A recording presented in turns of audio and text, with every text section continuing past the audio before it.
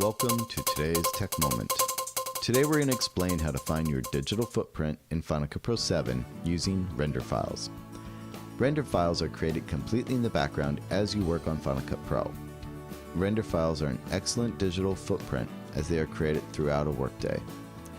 Render files are created every time you manipulate an effect or create a new one. So if you're looking for a way to track an editor's workload, you could look back at the render files and you would be certain that your editor was actively working at the time the files were created.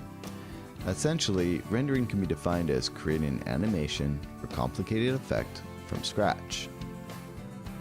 For instance, you may catch a great shot with a beautiful sun flare on film. However, the new trend is to add sun flares to spice up a video. So to create a sun flare, you have to create an effect. This effect will require a render. And every time you manipulate that effect, it will require another render. So let's take a look at some render files and see how they can help us track a workload. I'm going to go ahead and open this folder that has some render files in it. Inside of here is a project folder called Peninsula Beat.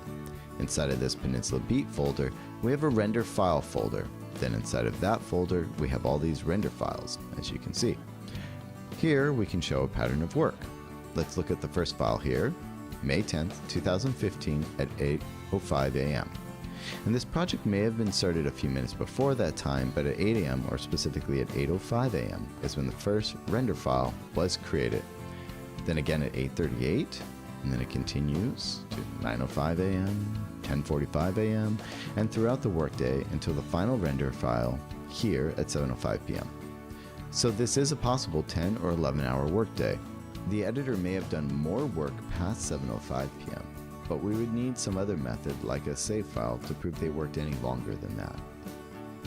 So as you can see, render files are created throughout a project, they are part of an active workday, and they are a good timestamp and a good digital footprint to discover when an editor was actively doing their work. And that is today's Tech Moment.